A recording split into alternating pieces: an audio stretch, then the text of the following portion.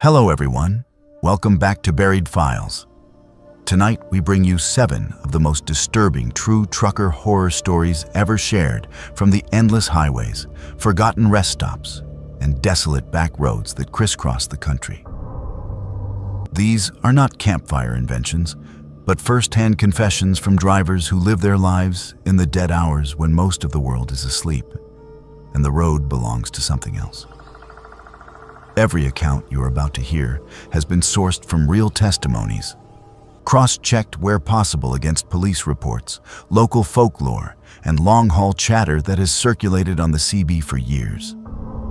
Some of these stories brush up against true crime, others hint at forces that defy rational explanation. But all of them come from people with nothing to gain by inventing what they saw. If you value slow burn, authentic horror that lingers long after the screen goes dark, subscribe to Buried Files and turn on all notifications so you never miss our next descent into the unknown. When you are finished listening, share your own experiences from the road or late-night encounters in the comments below, because your stories may be the next case we dig into. Now settle in as we roll into the long, dark stretches of highway, where truckers discover that some loads are heavier than they appear, and some things out there do not want to be passed.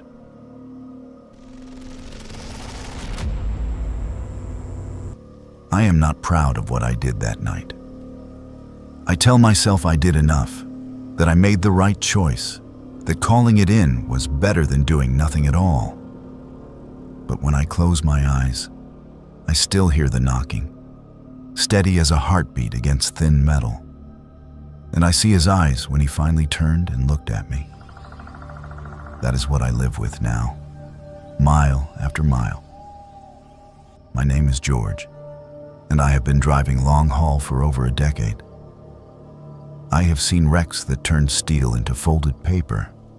I have watched cars drift across 3 lanes like they were half asleep. And I have heard more lies over a counter at a truck stop than most people hear in their entire lives. Nothing ever followed me into my sleep until that night at the 4th bank on a lonely strip of interstate, just off exit 19. It was the kind of run dispatch loves to give to people who never say no. 4 overnight cash routes, all timed so tight that if you lost 10 minutes at each stop, you were already late. I did not like those runs. Too many eyes on you, too many people guessing what you had in the trailer. But the money was good, and my bills did not care that I preferred hauling dry grocery loads. By the time I rolled into the last bank lot, my clock read 12:17 in the morning. The street was almost empty, a couple of sodium vapor lights buzzing over the sidewalk and the blue glow of the ATM corner reflecting in the glass. The branch sat at the edge of one of those forgotten downtowns, nothing but closed shops, pawn signs, and bars with flickering neon. I did a slow loop of the lot like I always do, scanning the shadows, checking for anyone loitering around the ATM. The only other vehicle there was another tractor trailer parked along the far fence line, engine idling low. The rig had no company logo I recognized, just a plain white box and a cab that looked like it had not been washed in months. The curtains inside the sleeper were half drawn, a thin strip of darkness visible between them.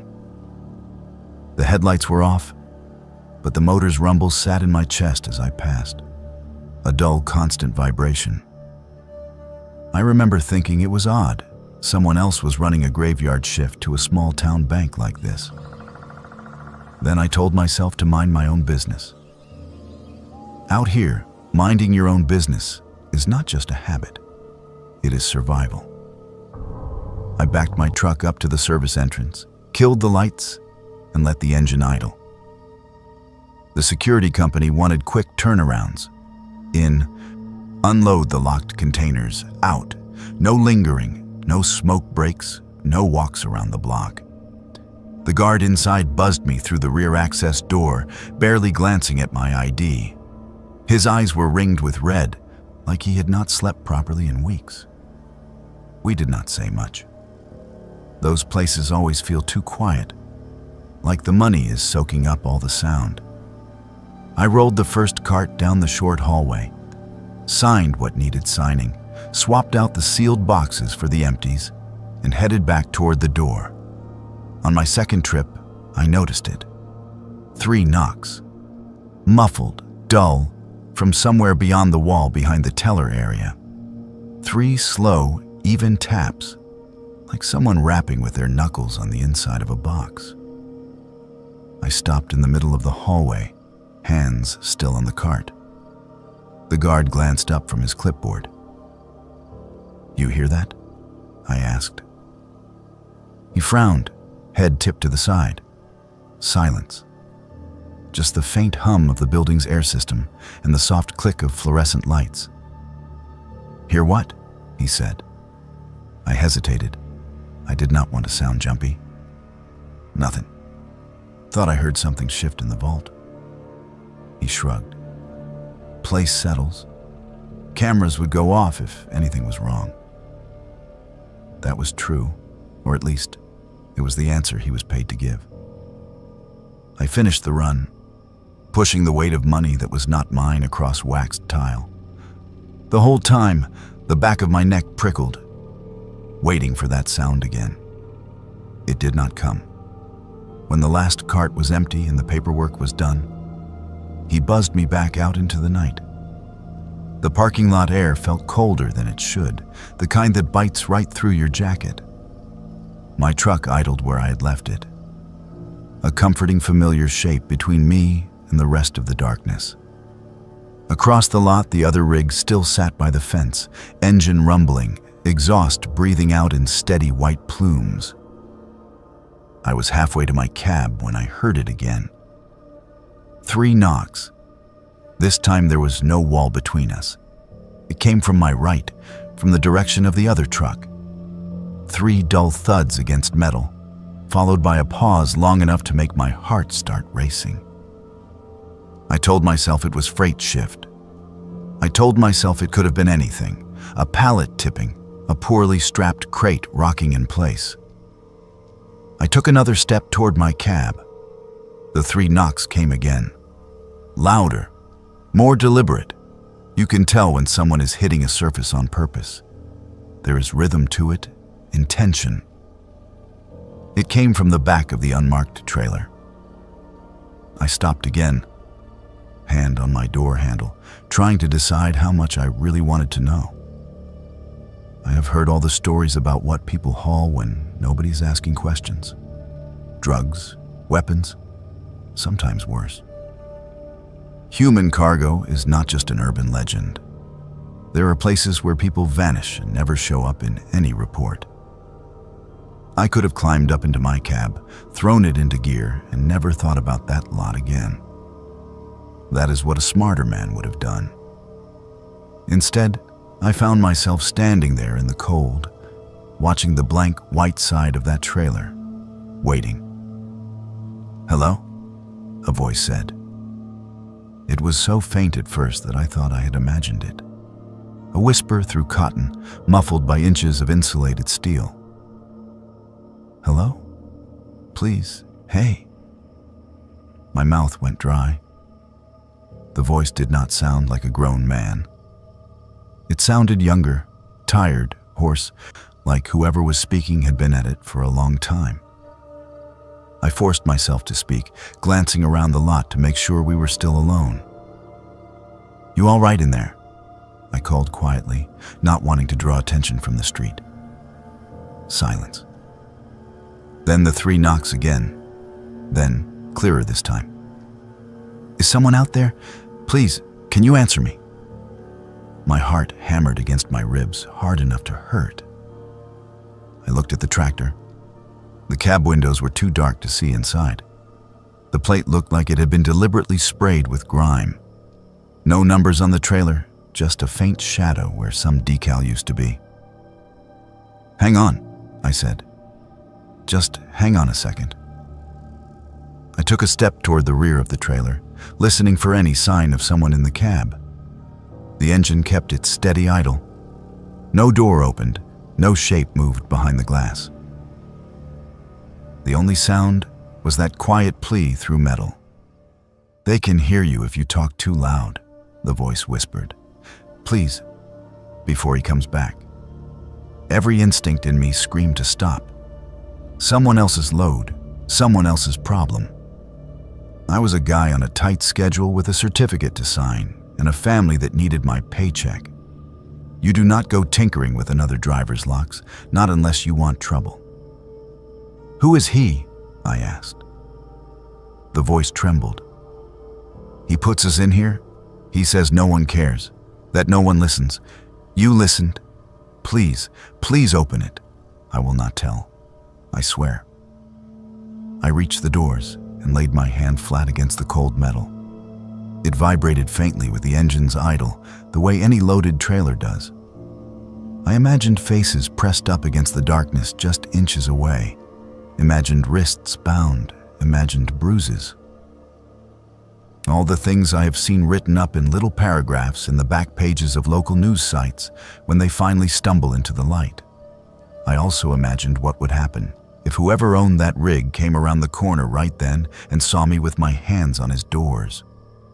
What is going on? The voice did not come from the trailer this time. It came from behind me. I spun around so fast that I slammed my shoulder into the door handle. A man stood about 15 feet away, half in the spill of the bank's security light and half in shadow. He was taller than me by a head, wide at the shoulders, wearing a greasy denim jacket and a black cap pulled low. His beard hung heavy down to his chest, streaked with gray, and his eyes were wrong. I have met men on drugs, men drunk, men who have not slept for days. They all have a certain wildness in their gaze. This was not that. His eyes were flat, focused, like a hunter looking at an animal that had wandered into his snare. Evening, I managed, trying to keep my voice even. Heard something in your trailer. Thought your freight might have shifted. He stared at me for a long time without answering. In that silence, the 3 knocks came again. This time so soft it could almost have been a coincidence. His jaw clenched once. Load is fine, he said. His voice was low, controlled. You done here? I nodded, suddenly aware of how exposed I was in the open lot. Yeah, just finished. Was heading out. He took a slow step closer, eyes never leaving mine. I realized he was positioning himself between me and the rear of the trailer, as if my being within arm's reach of that lock was already too much. Lot's full of echoes, he said. You should not listen so hard. Might hear something you do not like. I swallowed. Maybe so. Behind him, the trailer shuddered once. Not a big movement, not the kind you see when freight actually tips, but more like something inside had hit the wall hard and then gone still. The man's eyes flicked sideways just for a fraction of a second. And in that sliver of time, I saw something crack in his expression. Not guilt, not fear, annoyance. Like a parent glancing at a child who would not stop fidgeting. That your truck? He asked, jerking his chin toward my rig. Yeah. Then you should get in it. You have places to be. I nodded again, backing away slowly, not wanting to turn my back completely until I had a few more feet between us. The whole time, the cold from the metal door was still in my palm, like my skin remembered the chill. I climbed into my cab on legs that felt strangely numb, closed the door, and locked it. For a moment, I just sat there with my hands on the wheel, engine humming under me, watching him in my side mirror. He stood there for a while, staring at my truck, then turned and walked to his own cab. The knock came one more time, sharp and panicked, right as he disappeared into the darkness. I could have left then, thrown it into drive, pulled out onto the street, and pretended the last 5 minutes had never happened. Instead, I reached for my phone. The dispatcher line for the security company had a separate option for emergencies. I hit it, gave the lot address in a low voice, and said the only thing I thought they might respond to. "There's a suspicious rig parked by the fence," I said. "Unmarked trailer. Something is not right. You might want to send someone to check it out." The operator asked if I wanted to leave my name. My eyes stayed locked on the mirror, on the shape of that white box and the shadow of the man inside his cab. "No," I said. "Just send someone quick." I pulled out of the lot after that, my heart still pounding hard enough that my foot shook on the pedal. In my mirror, I watched the bank and the other trucks shrink until the glow of their lights was swallowed by the darkness of the street. I told myself I had done something. I had called it in. I had not just walked away. But as the miles unspooled and the highway opened up ahead, that excuse started to sound thin. 2 days later, in another state, I heard the story. Drivers talk even when they should not. Someone mentioned a refrigerated trailer found abandoned behind a cheap motel, padlock cut by state police. They said there were people inside. Most of them were not moving. One of them still was. I asked questions I should not have asked, piecing together details I had no right to know. No logo on the doors. Plates so filthy it took them time to run it. One survivor hoarse from yelling and banging on the walls for hours, maybe days. They said they kept knocking. One driver told me quietly over coffee, eyes fixed on the table. Said they knew someone was out there at one point. Said they heard boots on concrete, heard a man's voice, then nothing. I did not ask where the trailer had been found. I did not ask what direction it had been headed. I did not ask what the survivors said about the man who drove it. I just nodded, finished my coffee, and went back to my truck. Now, when I pull into a lot after midnight and see another rig with no marking sitting by itself, with the engine idling and the curtains half drawn, I park farther away. I keep my eyes on my own mirrors, my own doors. I tell myself that if I hear knocking again, I will do more. I will not hesitate. But the truth is, I do not know. I remember that man's eyes, that flat, patient look. I remember the way the guard did not hear the first set of knocks at all. I remember the survivor's words floating around the driver's room like cigarette smoke. We kept knocking. Someone was there. Then they were not. That is my story. I am not a hero. I am just a man who listened long enough to know there was someone on the other side of that metal, and then drove away anyway. And no matter how far I haul freight, no matter how many miles stack up on my odometer, I have learned there are loads out here you never see on a manifest, and some of them are heavier than anything you can weigh on a scale.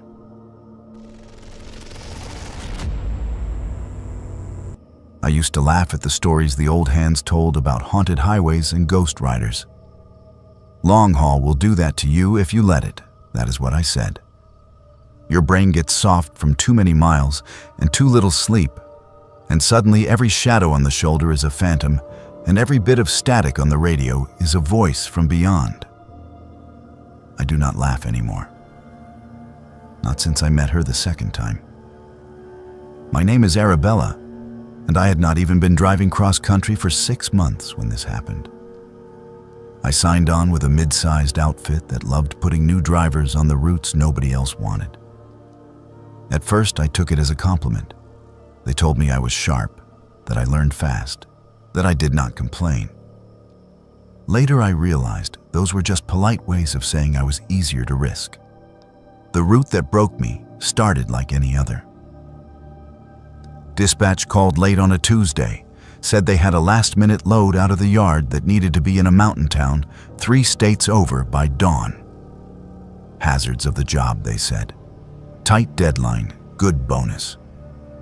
I pulled into the lot just before sunset, The trailer was a beat-up 48-footer, already loaded and sealed. Paperwork stapled to the back of the bill of lading with that red Rush stamp I had started to hate. "What is the catch?" I asked the night dispatcher as he slid the clipboard across the counter. He smirked. "Catch is nobody else wants that corridor.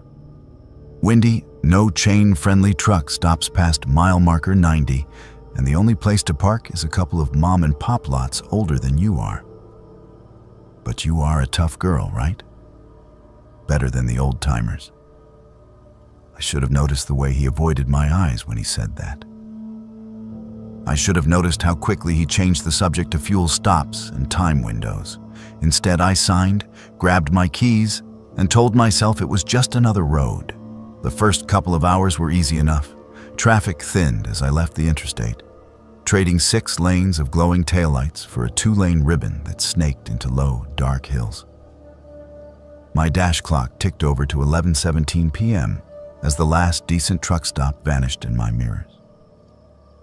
The sky was a flat black sheet, the kind you only see when you are far from city lights. My headlights carved a narrow tunnel through it. The further I drove, the older everything looked. Gas stations with half-lit signs, motels with peeling paint and hollow windows. Occasional farmhouse lights up on distant slopes, the glow faint and lonely. The road climbed and twisted, carved into the side of the mountains in long, slow curves that made my shoulders ache from the constant steering corrections. Somewhere past mile marker 60, the fog rolled in. It did not drift gradually like I was used to seeing. One moment the air was clear, and the next my world shrank to a gray wall 10 truck lengths ahead. My high beams just bounced back at me, blinding white, so I killed them and crept forward on low.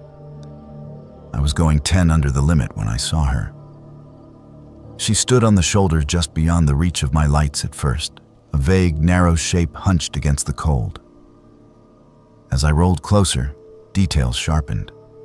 A young woman, maybe early 20s, in a torn denim jacket darkened by rain, bare legs under the hem, shoes that looked more like city flats than anything meant for climbing mountain roads.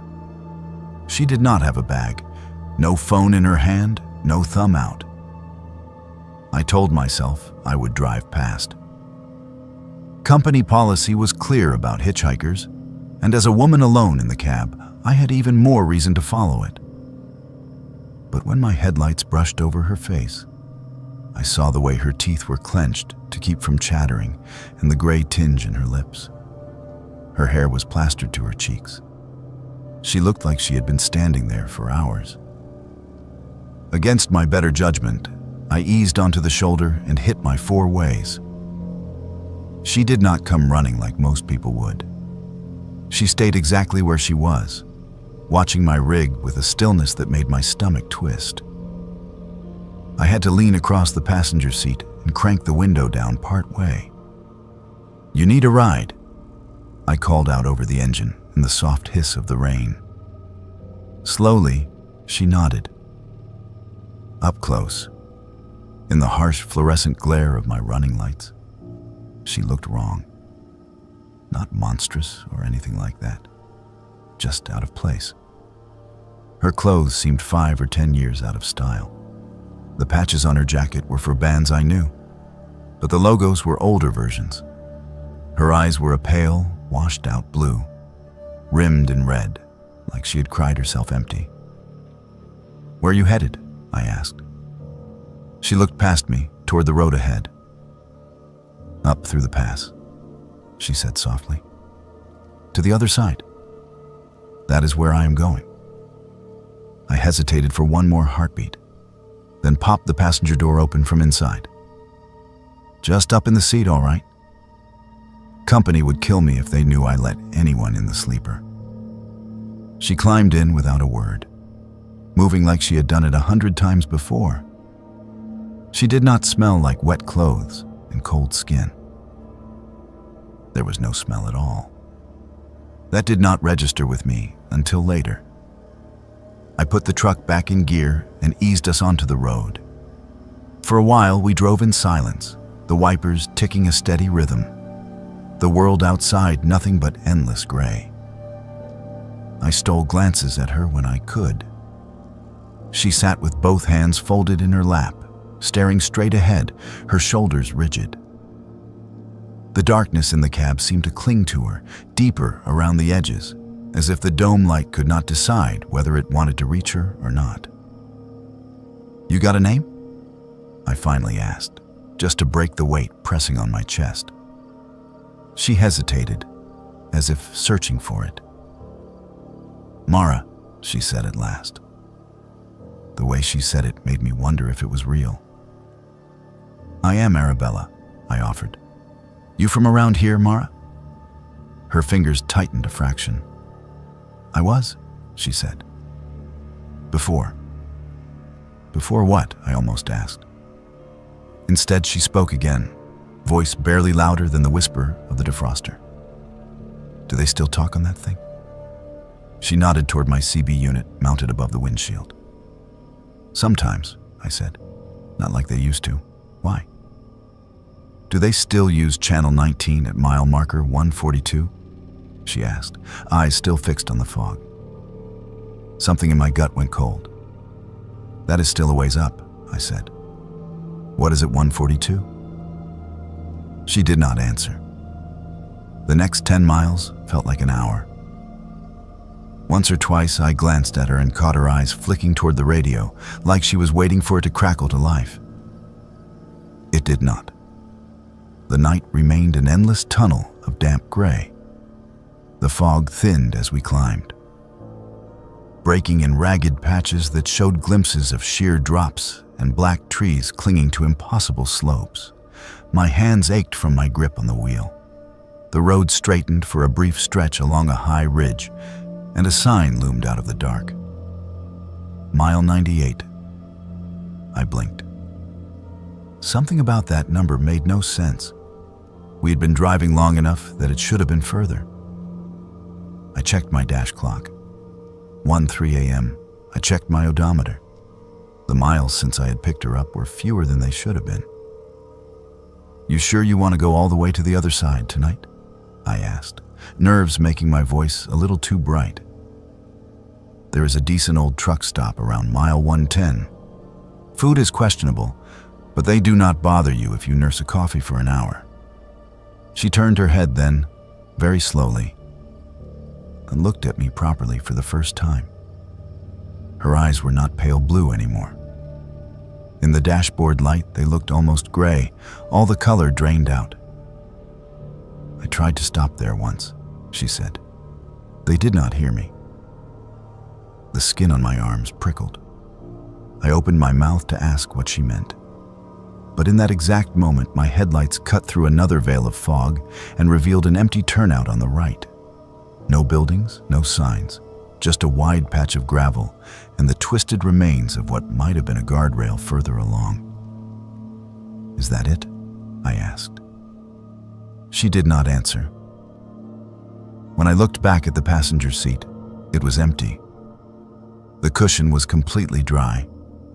Not a drop of damp where her jacket had been. No footprints on the floor mat. No stray strand of hair clinging to the seatbelt. The only sign that anything unusual had happened was the way my pulse hammered against my throat hard enough to make me nauseous. I drove the rest of the way through the pass, with both hands locked at 10 and 2, every nerve screaming. At some point, the fog thinned for good, and the sky above the peaks showed a faint line of gray, where dawn would eventually come. The town on the other side was still sleeping when I rolled into the receiver's lot. I made my delivery.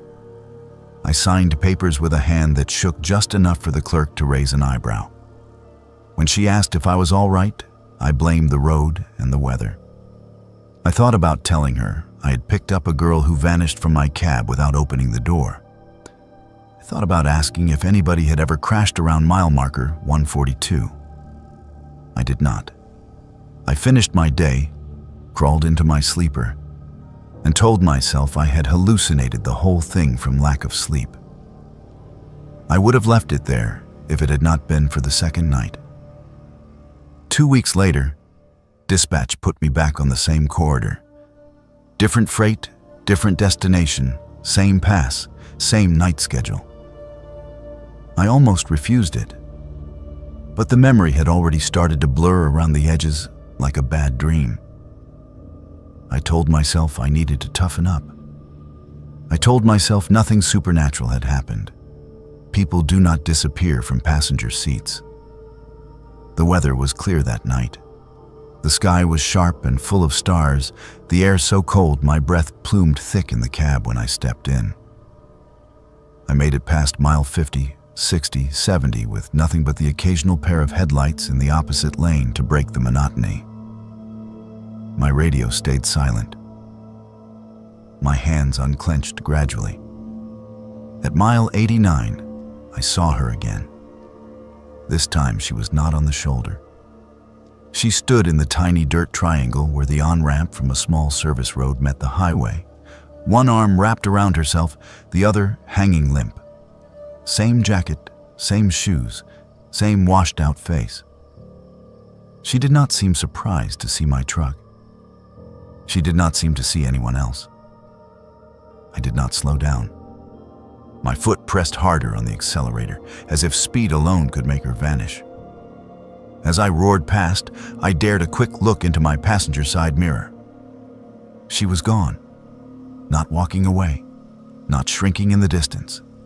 Gone. For several miles afterward, my mind scrambled for explanations. Maybe there had been two girls, dressed the same. Maybe the fog and the late hour the first time had made me misremember her face. Maybe it had been some weird trick of shadows this time. I clung to any excuse I could reach. I made it all the way to mile marker 139 before the fog returned. No slow creep this time. One moment I had clear stars and the sharp outlines of the peaks. The next I was inside a white tunnel again, my own headlights glaring back at me. The CB crackled. I had left it on out of habit, mostly for weather alerts and scale warnings. Channel 19 had been dead all night, just the occasional hiss of atmospheric noise. Now it spat a burst of static so loud it made me flinch. "Hello?" a girl's voice said. It was thin and warbling, like it was coming from very far away through a bad connection. My hand hovered over the mic.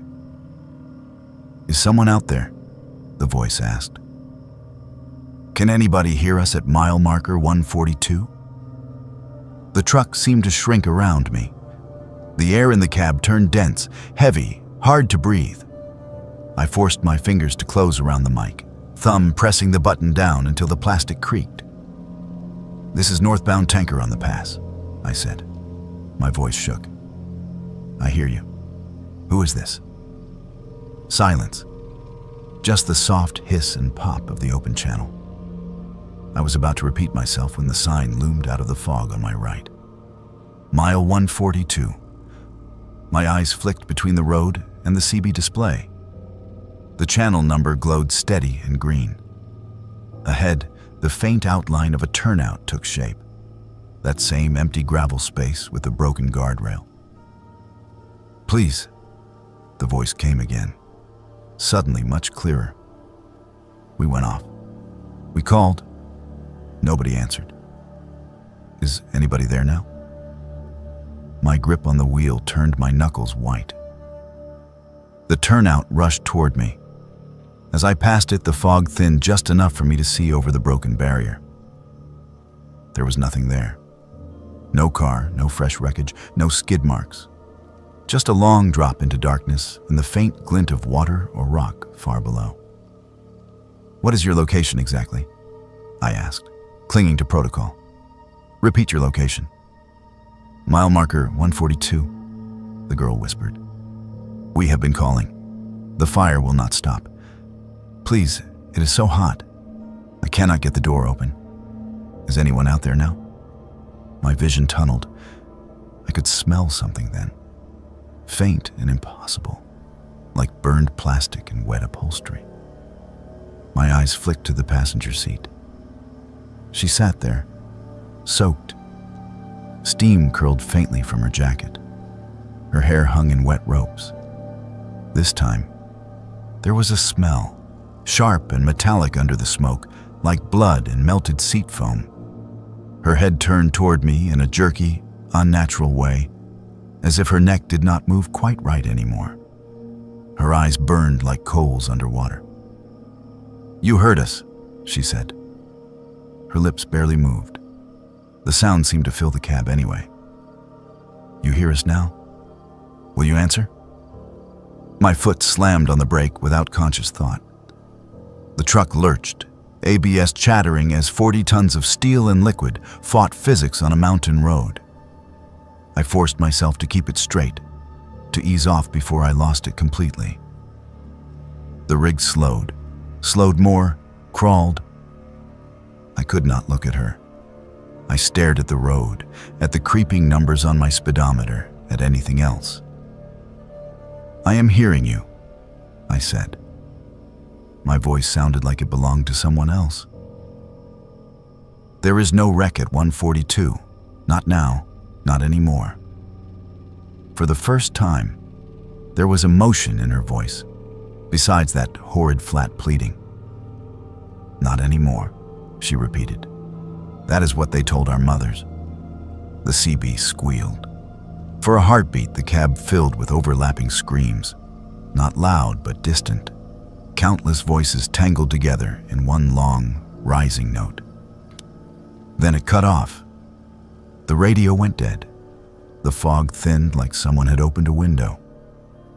The seat beside me was empty again, but this time the cushion was soaked. Dark water, or something like it, had pooled in the fabric and was dripping slowly to the floor mat. The smell of burned plastic lingered for miles before finally fading. I made it off the mountain without crashing. I delivered my load. I signed what needed signing. I did not mention any of it to dispatch, to other drivers, to anyone.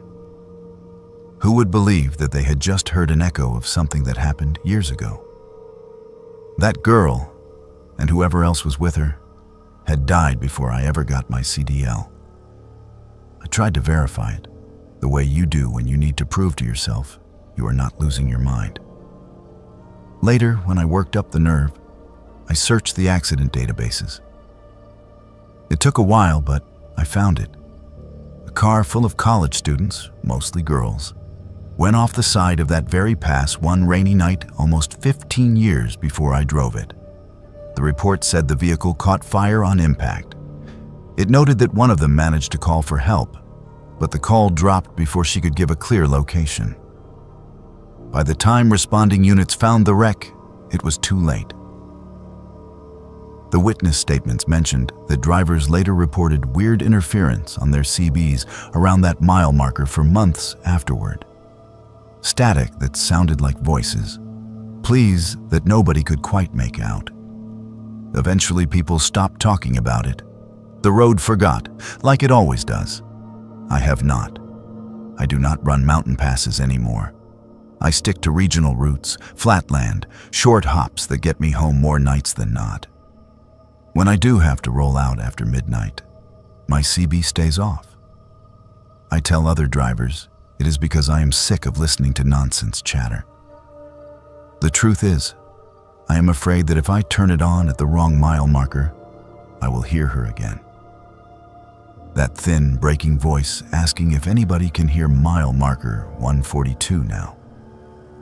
And this time, if I answer, I do not know if they will let me keep driving away.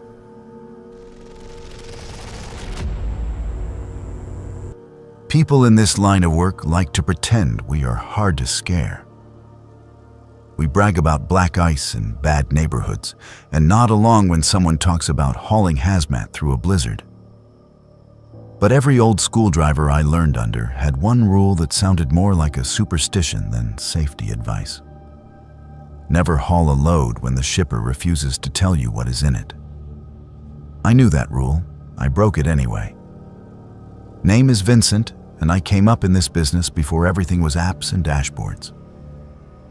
There were still jobs that came in on folded paper and phone calls from payphones. The night I learned to listen to my elders, I was down 3 days' pay from a canceled run and sitting in a truck stop booth nursing a coffee that tasted like hot pennies. That was when a guy I barely knew slid into the seat across from me and offered me the kind of money you're only supposed to get for hazmat. Simple haul, he said. Back roads, light traffic, no scales, cash on both ends. You interested or not? I asked him what any half-decent driver asks first. What is the freight? He smiled in a way that never touched his eyes. Crated equipment, oversized but light. You will not even feel it. All you have to do is pull it from the warehouse out in Fairview to a private drop past the county line. That is it.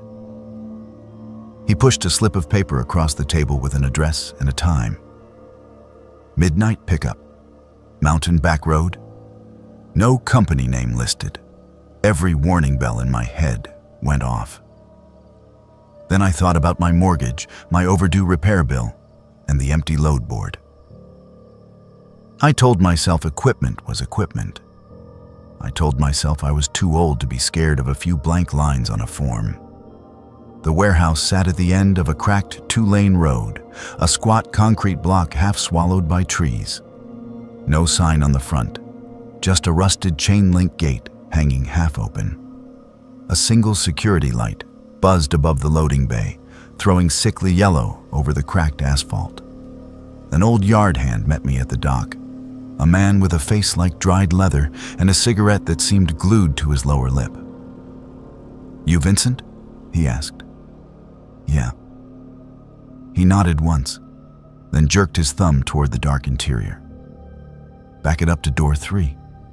Do not get out while we load. Do not look in the trailer once we close it. You haul straight through. No stops on bridges. You hear me?" It was such a weirdly specific rule that I almost laughed. "No stops on bridges. Got it. Anything else?" He took a long drag, studied my face, and then his voice dropped. "If you hear something asking real polite from back there, you did not hear it. You keep rolling. That is not for you." The hair on my arm stood up. "What exactly am I hauling?" He spat to the side. "You are hauling a crate. That is all you need to know. Take the money, run the miles, forget the address." I should have walked then. Instead, I backed up to door 3 and did what I was told. I sat in the cab with the engine idling while they loaded. I felt the slight jolt as something big, but not too heavy, settled over my axles. When they finished, the old man slapped the side of the trailer twice and handed my paperwork up through the window. No weight listed, no contents. Just an origin and a destination, and a line that said, "Special handling." The first hour was uneventful. I rolled through sleeping farm towns and past dark fields where only the red eyes of distant radio towers broke the horizon. The trailer felt wrong behind me, though. It did not pull like a normal load. The weight did not lean with the curves. It stayed steady, centered, like it was planted. Around 2 a.m., the road narrowed and the forest closed in tight on both sides. I killed the radio out of habit, conserving attention for the sharp bends and blind hills. That was when I heard the first sound from the trailer. It was not a thump or a rattle. It was a voice. Soft, clear, like someone standing just behind my seat. "Evening, Vincent?" I nearly jerked the wheel. The cab was empty. My mirrors showed nothing but my own headlights on the pavement and the faint white box of the trailer following obediently behind. "Who is there?" I snapped, anger covering the crack in my voice. A beat of silence. Then calmly, "Apologies. Did not mean to startle you. It has just been some time since I had someone to talk to." The voice did not echo. It was not coming through the CB. The unit was dark. It seemed to seep from the air itself. I remembered the yard hand's warning. "If you hear something, asking polite. My mouth went dry. "You are not supposed to be talking at all," I said. "Whatever you are." A low chuckle. "Whatever I am." "That is fair. Once they called me other things. Names you might recognize from folk tales and roadside crosses. But now I am Freight, same as anything else." My foot wanted to slam the brake. My hands wanted to spin the wheel and put us both in a ditch just to get away from that voice. I kept us steady. "What is in the crate?" I asked, unable to stop myself. "You have family, Vincent?" it asked instead. "Someone waiting at home? Someone who told you not to take this job?" Images flashed unbidden. My wife at the kitchen table frowning at the numbers. My brother telling me to stick to company freight. My father's voice from years back saying, "Never haul for a man who pays in cash and will not give you his last name." I did not answer. "I remember what it is like," the voice went on, conversational. "To walk under open sky, to see the way the moon changes shape. They do not let me see it anymore. Just darkness and wood and the stink of fear. You could change that." The road dipped, then rose toward a long steel bridge that arched over a black slice of river. The beams loomed ahead, a dark ribcage against the night. "Do not stop on bridges," the yard hand had said. I kept my speed, eyes locked on the far end. Halfway across, every hair on my body stood up. The air grew heavy, the way it does before a thunderstorm. "Let me look, just once," the thing inside the crate murmured. "Open the doors a crack when you reach the middle. You do not even have to look yourself. You can keep your eyes on the road. I will not touch you, I promise." Metal groaned around me. For a second I thought it was the bridge, but the sound came from behind. The trailer rocked just slightly, like something inside had shifted its weight for the first time. I clamped my jaws shut and drove. The center of the bridge felt like it stretched on forever. The voice's tone changed, a hint of frustration creeping in. "You are a stubborn man," it said. The last one was not. He opened the doors before we even left the yard. "Do you know what happens when you break the seal early? They blame the driver. They always blame the driver." I pictured the old hand's weathered face. There was a story in the way his fingers shook when he lit his cigarette. Maybe he had hauled this thing before. Maybe someone else had and never made it home. The engine coughed. Just once, a small hitch, enough to make the RPM needle dip. The headlights flickered.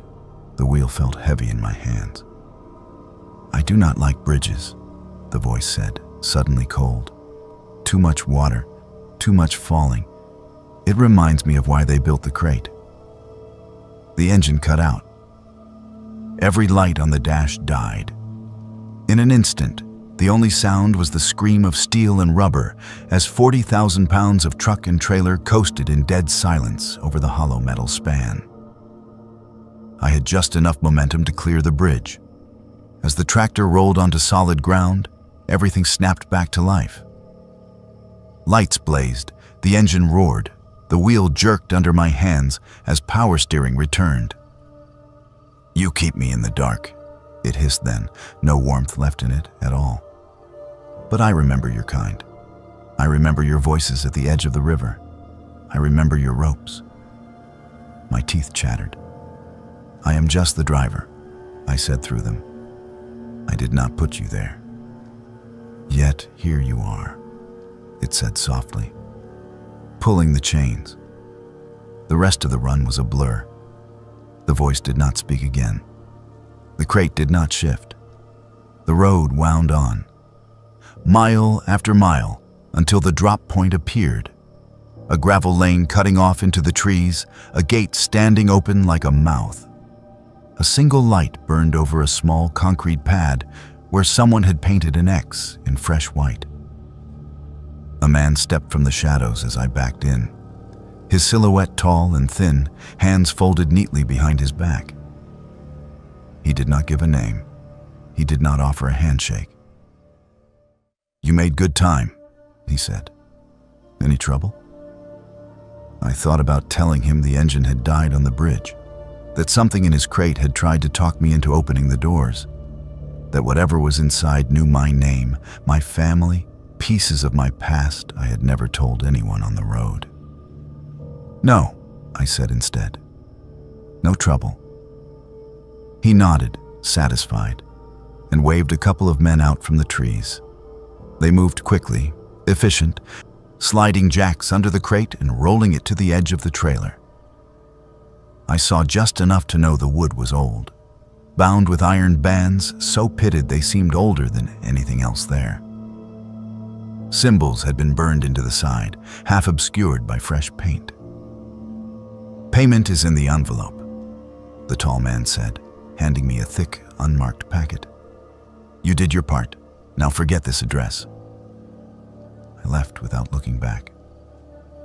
A week later, I took a run that took me past that old warehouse again. Curiosity twisted my gut until I gave in and turned down the cracked road for a quick look. The gate was gone. The chain link was sagging in the dirt. Weeds grew up through the concrete where my truck had sat. The loading bays were boarded over, boards already gray with age. The security light was broken. Glass scattered on the ground like it had been that way for years. A for sale sign leaned at an angle near the entrance. Its phone number faded to nothing. I asked around. Nobody admitted to knowing anything. Some drivers shrugged and said the warehouse had been closed since before they got their licenses. One old-timer gave me a look I could not read and told me there are buildings that appear when they are needed, then slip away again when the deal is done. Now, whenever a broker offers me a fat envelope for a run with no contents listed, I say no. I do not care how tight my money is. There are some loads that are not meant to be hauled by anyone who wants to sleep sound at night. Every once in a while, though, I roll past some forgotten yard or shuttered dock and see just for a second the outline of a large wooden crate sitting alone in the shadows. It is never quite the same size. The markings are never quite identical. But I always feel the same thing, like something inside is holding very, very still, listening for the sound of an engine it recognizes, waiting for another chance at open sky.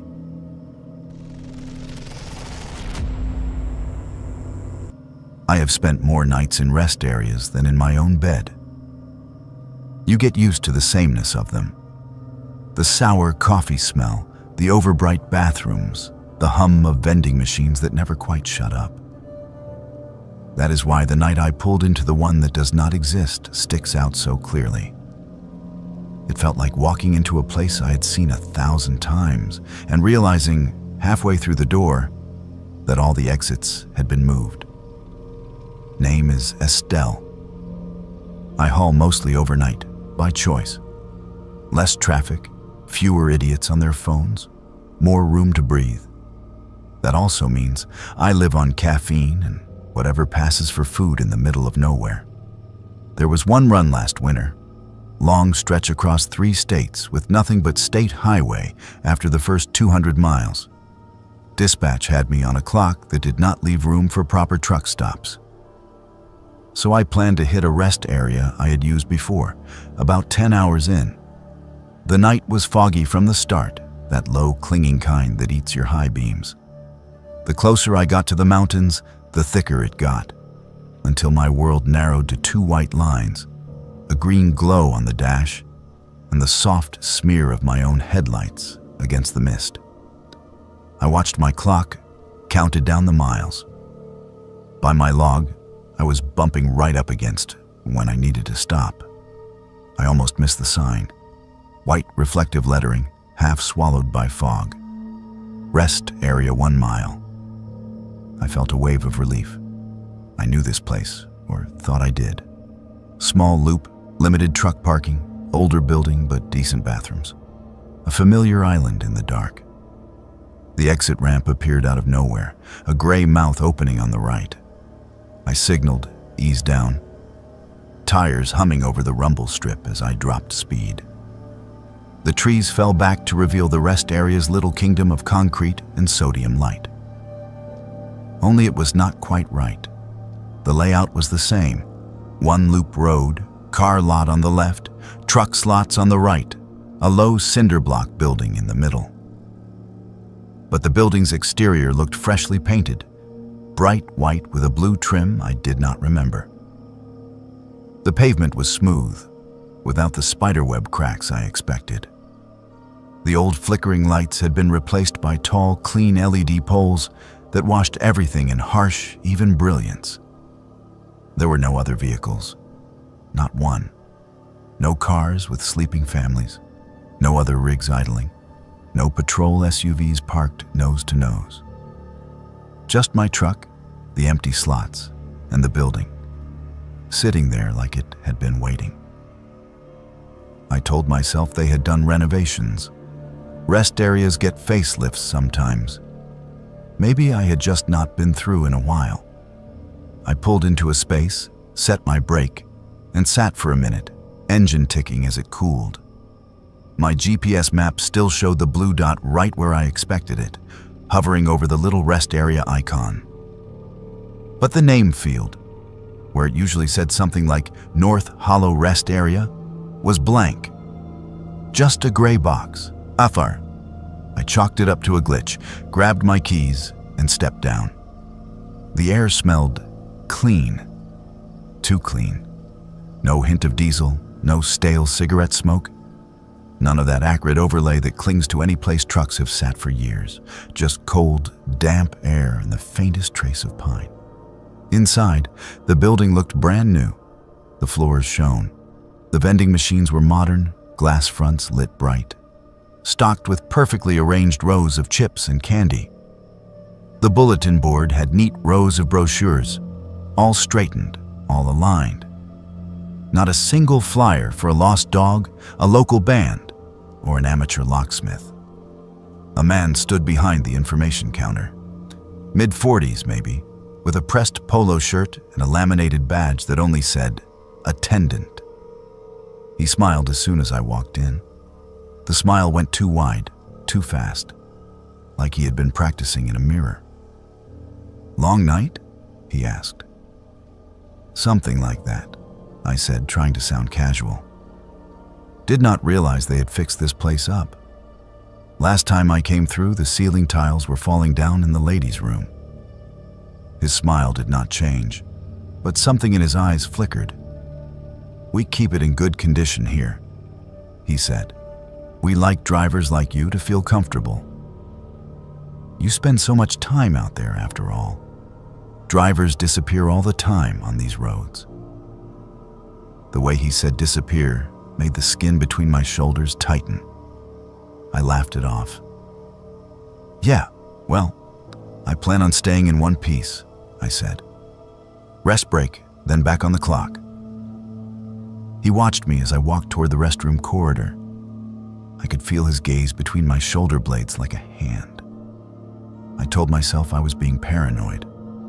Long hours, bad weather, an over-friendly attendant. Nothing more. The women's room was spotless. Too spotless. No graffiti on the stall doors, no crumbs or stray paper on the floor. Every sink gleamed. The fluorescent lights did not buzz or flicker. The mirror reflected me in harsh detail, dark circles under my eyes, hair shoved under a ball cap, that permanent highway squint. As I stepped into a stall, I heard the echo of my own footsteps bounce off the tile. Then, a half beat later, another set. The same rhythm, the same spacing.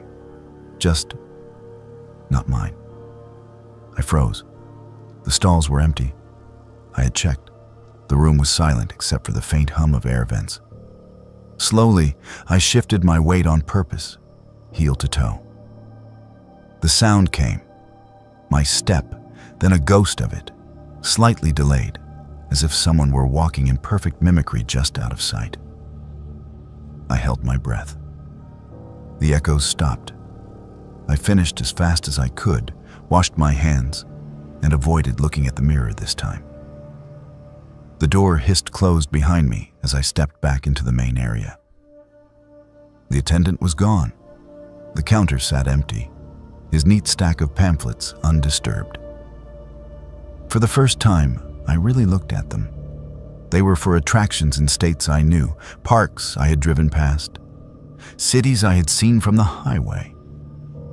But the photos were wrong. A skyline with one too many towers, a state flag with the colors slightly off, a beach that curved the wrong way when compared to the map in my head. My phone had full bars. I pulled it out, tried to open my map app again. The spinning circle went around and around, never loading. When I tried to pull up my messages, the screen showed no service for a split second before the bars popped back up. On the far wall was a framed map of the state, the kind you see in every rest area. Only the roads did not match what I knew. Major interstates bent in places they should have been straight. Whole towns I had made deliveries to were missing, replaced by names I did not recognize. A cold certainty sank into my stomach. I needed to leave. I walked back out into the parking lot. For a second, my heart jammed up into my throat. My truck was not where I'd left it. I'd parked 3 slots down from the end, nose facing the exit road. Now my rig sat closer to the building, at an angle, like someone had moved it, not quite straightened it out. The driver's door was half open, just enough to show a strip of darkness. The lot was still empty. No other vehicles. No sign of the attendant. The fog pressed just beyond the glow of the lights, thick and unmoving. "Hey," I called, more to prove I still had a voice than anything else. If this is some kind of joke, it is not funny. Nothing answered. No insects chirping, no distant highway noise. Just the faint hum of those perfect too bright lights. I made myself walk to the truck. Every step felt like it stretched. The distance between me and the cab never quite shrinking the way it should. When I reached the door, my hand shook on the handle. The cab interior was dark, but familiar shapes loomed where they should. Wheel, seats, my hanging air freshener. No one was inside. I climbed up, slammed the door, and locked it. Engine start. The dash lit, all systems green. My GPS map came back to life, blue dot blinking. The rest area icon was gone. The screen showed my truck sitting on an unbroken stretch of highway, no turnout, no side road. Heart pounding, I dropped it into gear and rolled toward the exit. As my headlights swept the building one last time, the windows looked different, darker. The bright lobby I had just been in was now just a shadow behind glass. The attendant sign over the counter flickered, then went out. By the time my tires hit the merge lane, the fog closed in again. I checked my mirrors, half expecting to see the lights of the place receding behind me. There was nothing, just trees and darkness where the rest area should have been. I drove for another 30 miles before I saw a gas station. It was old, dingy, exactly the kind of place I would normally avoid unless I was desperate. I pulled in anyway, just to stand under a different set of lights, to hear a different kind of humming. Inside, the clerk was scrolling his phone behind bulletproof glass. I bought a coffee that tasted like burnt mud and, on impulse, asked, "Hey, you know if they have renovated the rest area back up the highway? The one about 30 miles south?" He frowned. "We do not have a rest area on that stretch," he said. "Closest one is about 60 miles north. Been that way as long as I've worked here." I wanted to argue. I wanted to pull out my log and show him the timestamps, the gap where I had clearly been off the road. Instead, I just nodded and went back to my truck. Later, on my off days, I tried to find it on satellite maps. I zoomed in on every bend and curve of that highway. There were no structures where I had stopped. No loop, no building, no extra lights. just trees and occasional gravel pullouts. Maybe it was all fatigue.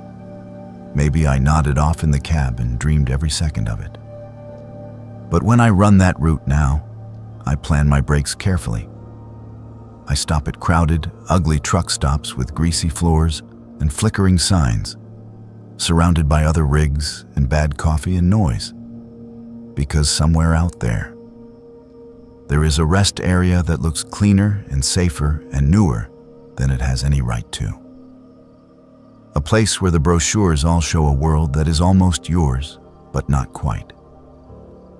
A place that would be all too happy for a tired driver to sit down, relax, and stay past the point where they can easily leave.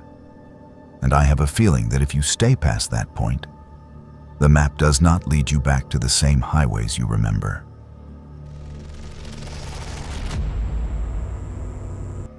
I tell people I am too old to be scared by shadows on the road. That is what they expect from someone who has been driving as long as I have. The truth is, what scares me now is not what I see out there, but what I hear. One voice in particular, a voice that should have gone silent years ago, but still slips through the static some nights when I am stupid enough to turn my radio on. My name is Malcolm, and I was not the one who vanished. That honor belongs to a younger driver we all just called Cal. He came up fast in the company, eager, hungry for miles. The kind of kid who would volunteer for every overnight run just to prove he could. We used to trade jokes over the CB between midnight and dawn, just to break up the loneliness. The night it happened was like any other, at least at first. Early fall, a storm crawling in from the west, rain sweeping in bands across a stretch of interstate we both knew by heart. I was about an hour ahead of Cal, loaded heavy with steel. He was behind me hauling light freight, his voice cutting in now and then as we checked road conditions for each other. "Road is slick in the dips," I told him. "Watch yourself around mile marker 80, it ponds there." "Copy that," he said. His voice was bright, but I could hear the fatigue under it. "You pulling off at that truck stop near 110? "That is the plan," I said. "Coffee and something pretending to be food." There was a pause. Then he said quieter, "Think I will push a little further. Feels like somebody has been on my bumper for an hour. I want some distance." I glanced at my mirror out of reflex. Even though I knew he was somewhere behind me on a road I had already passed. Habit. "Traffic is light tonight," I said. "Just let them pass." "That is the thing," he said. "They do not pass." He went on to explain that ever since he got back on the interstate after his last fuel stop, he had noticed a pair of headlights settle in behind him. Not riding his bumper aggressively, not flashing, not trying to overtake, just hanging back. Always at the same distance. When he sped up, they sped up. When he slowed, they slowed. "Probably just another driver pacing," I said. "People do that and do not even realize it." "Maybe," he said. "It is just weird. They had a chance to pass when I got stuck behind that slow mover, but they did not. Stayed right where they were. We left it there for a while." I talked him through a patch of bad crosswind on an exposed overpass, and for 20 minutes the conversation drifted to nonsense. Old jokes, gripes about dispatch, the usual. The storm rolled in, heavier, rain hammering the roof of my cab, wipers going full tilt. Then his voice came back, tighter this time. "Malcolm," he said, "you still got me?" "Still here," I answered. "What is up?" "They followed me into the rest area," he said. "Pulled up behind me, then just sat there. When I decided to leave, they left. Now they're right back where they were. Same distance, same lane." A shiver ran down my spine. I did not like the sound of that. "You get a look at them?" "No," he said. "High beams never come on." I cannot see the grill in my mirrors, just light, too bright to see past. I told him what any calm, rational person would. Take the next exit with a busy truck stop, park under the lights, go inside, and if the car hung around, call it in. Safety briefing 101. He agreed, said he would aim for a big, well-lit place we both knew about 20 miles up. Probably nothing, he said, like he was trying to convince himself. Maybe I am just tired. Probably, I said, but do not be a hero. If your gut says something is off, listen to it. The channel went quiet, just the soft hiss of rain-filled static. I hit my exit, rolled into my spot and shut it down for the night. Inside, over a bad cup of coffee, I kept one ear on the radio at the counter where other drivers were half listening to weather updates. About 20 minutes later, my handheld crackled. Malcolm? His voice was different, thinner, higher at the edges. I am here, I said. They did not take the exit, he whispered.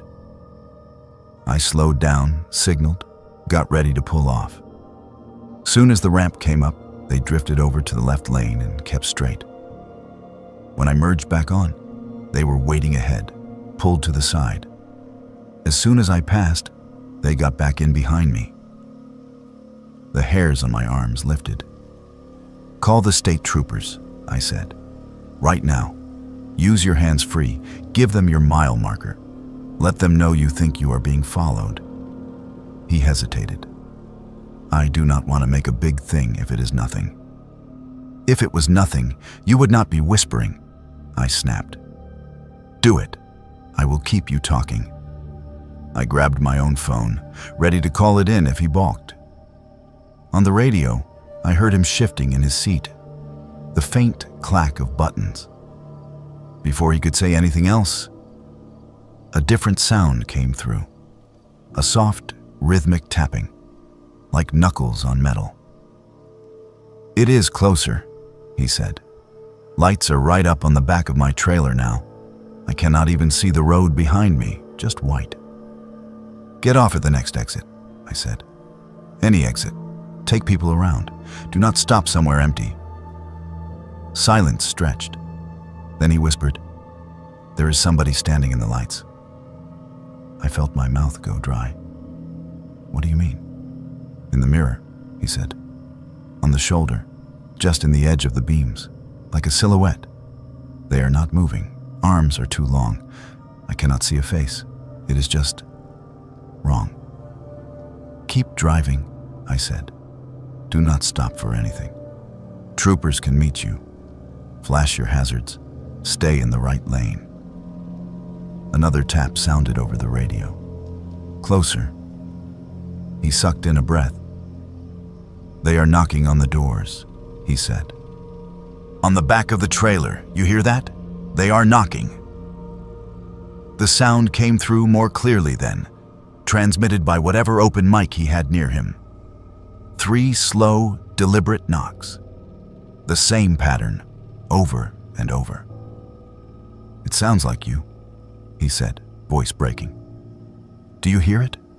It sounds like you, Malcolm, like you are back there asking to be let in. Something icy slid into my spine. Buddy, I am an hour ahead of you, parked at a diner. You know that. You are just hearing things. They are saying my name, he whispered. In your voice. In my mother's voice. In voices I do not remember, but feel like I should. They are asking so nicely. Please, Cal, let us in. It is cold out here. We have been behind you so long. The radio hissed. For a moment, all I could hear was the slam of my own heart in my ears. I opened my mouth to tell him to pull his tractor brake and stay put until law enforcement got there, even if it meant blocking a lane. Static roared. Then, very faint under it, I heard one last thing. Okay, he said. Okay. Just for a second. The channel went dead. I tried to raise him again, and again. 10 minutes, 20. Other drivers chimed in, asking who I was calling, asking what was going on. I could not give them an answer that did not sound insane. Eventually, I called Highway Patrol myself, gave them his handle, his rough location, what I knew. They found his truck a couple of hours later, parked neatly on an empty turnout. Engine off, hazards off, all lights off, trailer sealed, no sign of forced entry. Inside the cab, logbook open on the dash, coffee still warm in the holder, driver's door locked from the inside. No sign of Cal. Officially, they listed him as missing. There were posters for a while, company meetings about safety, about reporting suspicious behavior. People whispered theories in the break rooms. Some said he parked, walked away into the woods, and decided not to come back. Some said foul play, carjacking gone wrong, abduction. I never told them about the knocks that came through the radio, about the way his voice shifted from annoyed to terrified to strangely calm, about that last, okay, spoken like someone opening a door they knew they should keep closed. Now, when I run that stretch of highway, I keep my CB off. I tell myself it is because I am sick of chatter, sick of nonsense, sick of listening to kids like Cal pretend they are invincible. But some nights, when the rain is coming down hard and the road feels too empty, my hand drifts toward the knob. Twice, I have given in and turned it on for company. Twice, within a few minutes, Channel 19 has filled with faint, distant static that almost shapes itself into a familiar voice. Malcolm, you still got me? Both times, I have reached out and shut the radio off so hard the plastic clicked. There are some things you do not answer out here. Some knocks you pretend you never hear. Because if he is still out there, somewhere between the white lines and the dark, I am not sure he is looking for help anymore. I think he might just be looking for someone to ride behind.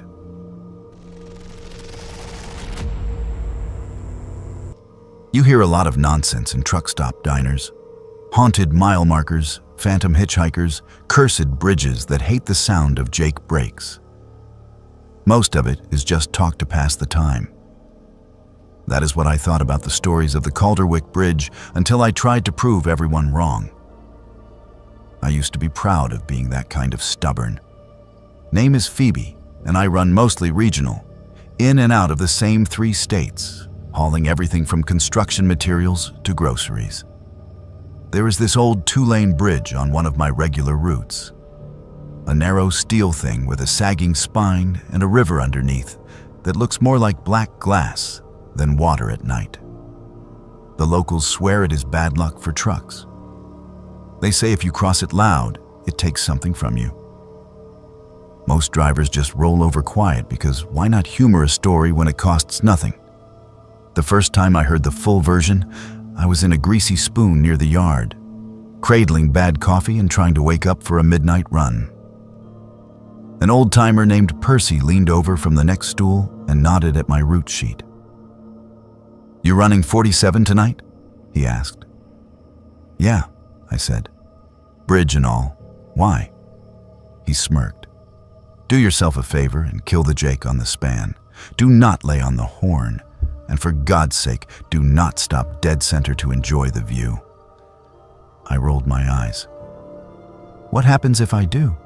Phantom toll collector jumps out?" "You will not feel anything right away," he said. "That is the problem. You will just cross loud and cocky, and somewhere down the line, something gets taken. Maybe your nerves, maybe your sleep, maybe someone you care about." He stirred his coffee. Bridge hates noise. It remembers the last time a truck screamed across it.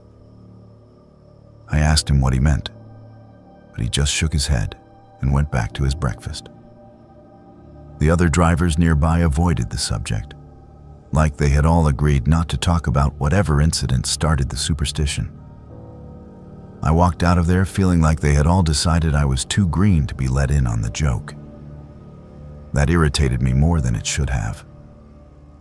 A week later, dispatch put me on that route for a pre-dawn grocery run. Clear sky, light fog, no traffic.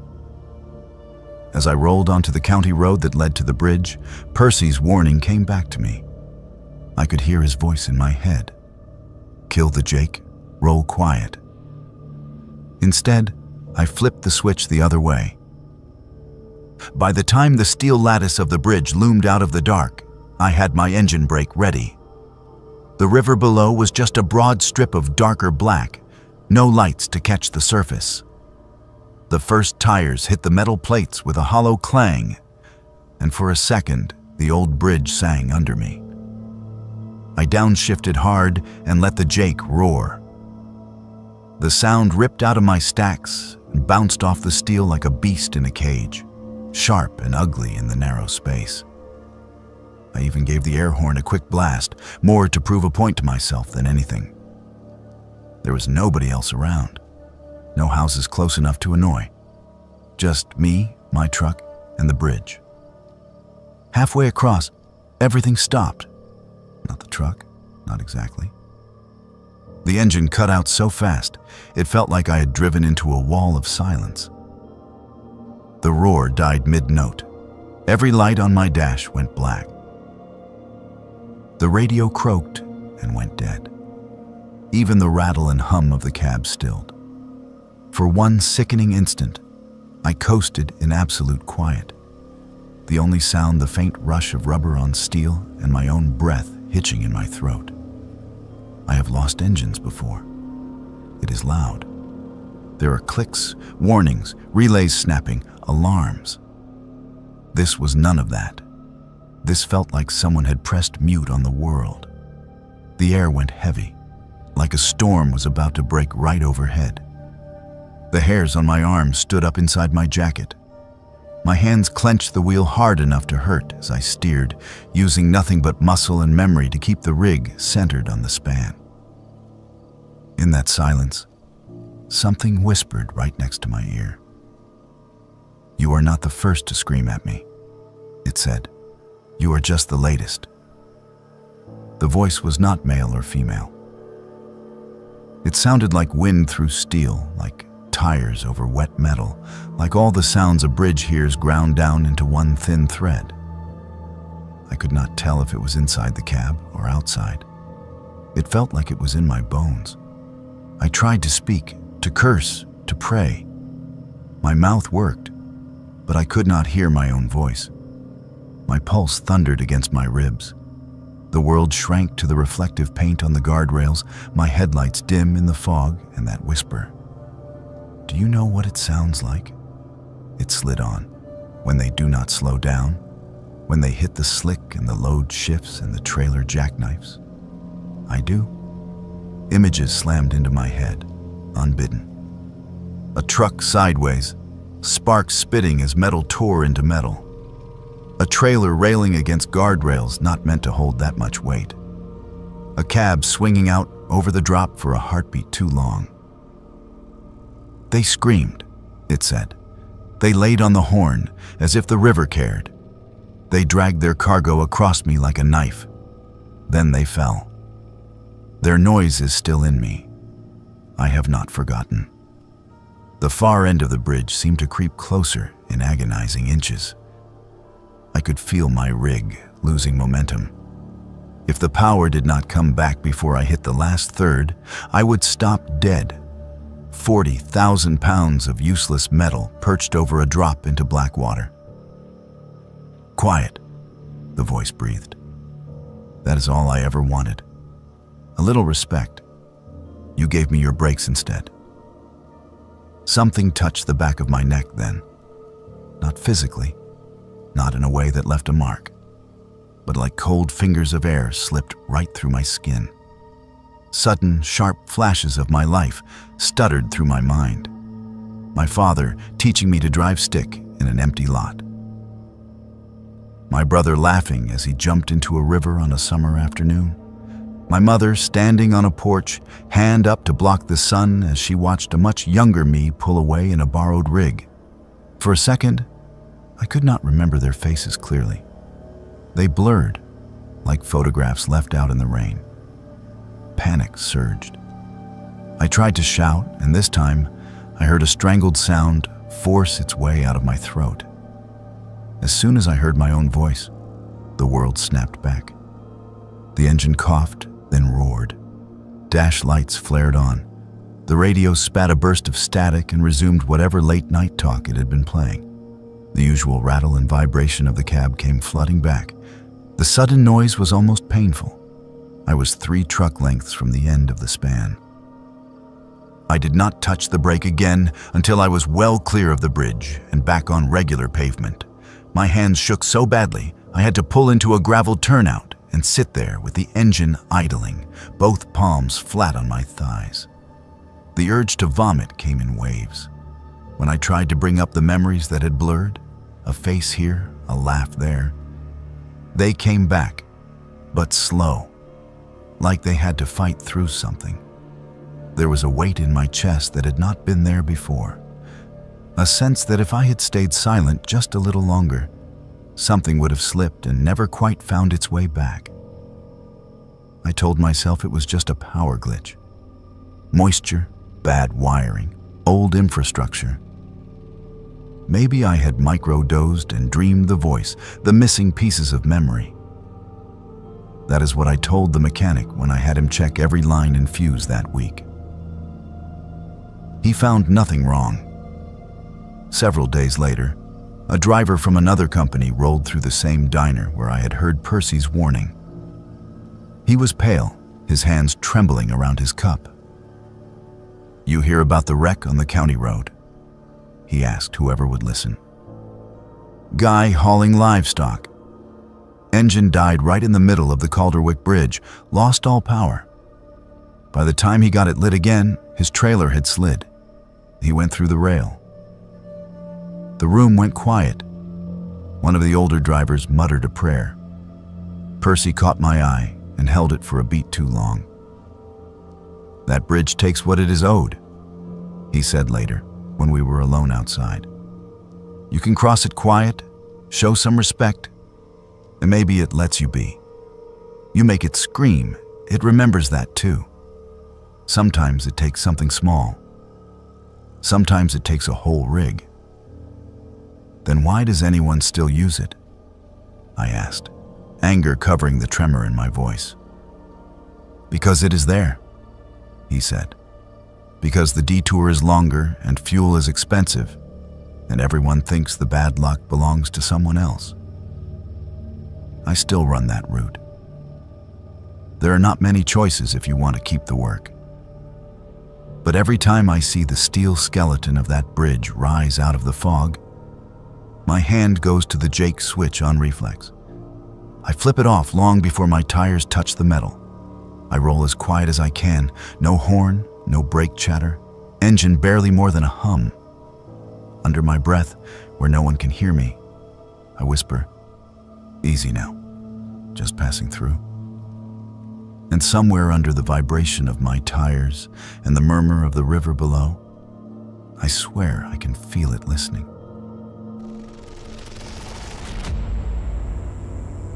There comes a point in this job where the miles all start to blur together. Same ramps, same motels, same ugly orange streetlights bleeding into the cab at 3 in the morning. After a while, you start to wonder if you're looping the same stretch of road over and over and just telling yourself it is different. I used to joke about that.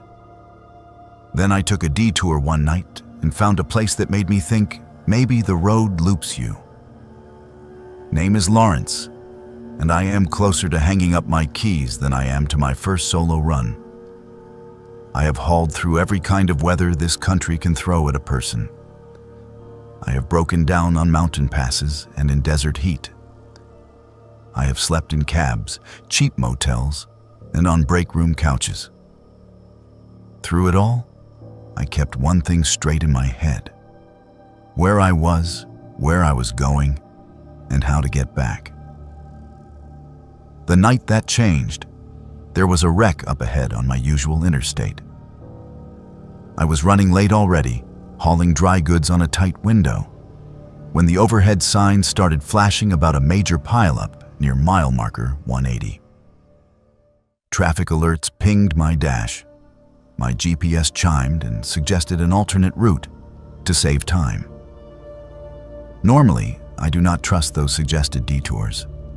Half the time they send you down roads that are fine for cars and hell for a 53-footer. But I could hear the tone in the dispatcher's voice from earlier, that edge that says, "We really need this one on time." I looked at the clock, looked at the little highlighted path curving off onto a state highway, and thought, just this once. The exit ramp for the detour was one I had never taken before. A narrow lip of concrete leading down into darker trees. The interstate's steady white roar faded behind me as I merged onto a two-lane that felt older than everything else around it. The asphalt was smoother than I expected, though, and the shoulders were clean. The GPS dot stayed centered on its blue line, reassuring as a heartbeat. About an hour in, my fuel gauge dipped lower than I liked. I had expected to top off before the pileup, but with the detour, I had missed my usual truck stop. I started watching the roadside harder, looking for gas signs, convenience stores, anything. The forest pressed in on both sides, heavy and dark. I passed a couple of dark farmhouses, a closed-up diner, a gas station with boards over the windows. Right when I was about to turn around and risk backtracking, a sign appeared in my headlights. White background, red letters smudged with age, Calderwick's Truck Haven, 1 mile. Underneath, in smaller print, diesel, hot meals, showers, open 24 hours since 1954. I had been running this region for 30 years. I had never heard of Calderwick's. I told myself it was just an old mom-and-pop place that never bothered with billboards on the interstate. There are still pockets like that, where the world forgets to update. My low fuel light blinked on. Decision made. The driveway came up quick, a sharp right between leaning pines. I eased the rig in, tires crunching over gravel, and the trees fell back to reveal a truck stop dropped straight out of a different decade. The main building was long and low, with a peaked roof and a neon sign that buzzed Calderwick's in red and blue. The diner windows glowed warm. The pumps out front had analog dials and faded stickers. A handful of trucks and cars were scattered around the lot, all of them older models but in good shape, like they had rolled off a lot 20 years ago and never left. Relief washed through me. Light people, the promise of hot food and fuel. I pulled up to the diesel island, killed the engine, and climbed down. The air smelled like fried food, cold air, and the faint tang of fuel. Comfortable smells. Familiar. Inside, the diner was busy for that time of night. A few booths were filled with families whose clothes looked a little out of time. Plaid jackets, high-waisted jeans, a kid in a t-shirt for a band that had broken up before I got my CDL. A couple of drivers sat at the counter, hunched over plates. The music on the overhead speakers was some old rock tune I had not heard outside of classic stations in years. A waitress approached with a pot of coffee, smile already on. She wore a pale blue uniform dress, white apron, hair pinned up in a style my mother used to wear when she was young. "Top you off, hun?" she asked. "Sure," I said, sliding into a booth. "How long you folks been here?" "Sign said since '54. Her smile widened, like I had told a good joke. "Long as I can remember," she said. "You have been through before, Lawrence. You know that." My hand tightened around the menu. "Do I?" I asked. She tilted her head, studying me like I was messing with her. "Of course. You and your daddy back when you were running teams. Sat right there." She tapped the edge of the booth. He liked the peach pie. My father had been dead for 10 years. He and I had indeed run together for a while in the early days. We had eaten in a lot of little places that did not exist anymore. I was certain this was not one of them. Long time ago, I said slowly. You must be mixing me up with someone else. She just poured the coffee. You truckers always say that, she said lightly, like the road does not remember you. The food came hot and fast. Meatloaf and mashed potatoes that tasted like something from a Sunday kitchen, not a microwave. As I ate, the hum of conversation around me felt off. Not wrong exactly. Just a half beat behind what my ears expected, like a dubbed movie a fraction out of sync. When I glanced around, I caught snippets. They paved over the old road after the washout. Still doing that loop, back and forth, back and forth. He will be back through. They all come back through. I checked my watch.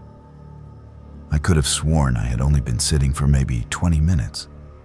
But the hands showed almost an hour had passed. My truck clock agreed. The low fuel worry prickled again. Can I get my fuel squared away? I asked the waitress when she came back by. Need to get rolling. Already taken care of, she said, nodding toward the window. Pump reset as soon as you pulled in. Tank is full. You just settle your check and get on your way. Long drive ahead tonight. That did not make any sense. I had not swiped a card, had not flipped a switch. I had not even put the nozzle in yet. But when I went back out, the gauge sat near full, the pump numbers at 0, like I had never even touched them. I went back in to pay. The man behind the register had one of those faces you feel like you have seen in 100 places. Middle-aged, thinning hair, kind eyes that were a little too sharp. Running hard this week? He asked, ringing me up without looking at the buttons. Feels like I have been running forever, I said. The words came out before I could stop them. He chuckled. Road will do that, but you always end up back where you started, one way or another. The total on the small green display made my heart stutter. It was less than I had paid for a meal and a shower 20 years ago. When I held out my card, he shook his head. Cash only, he said. Same as always. I do not like handing over cash on the road, but the bill in my pocket felt heavy. I paid, took my receipt and glanced at it. The date was smudged. The year looking more like a 4 and a 7 than anything in the 21st century.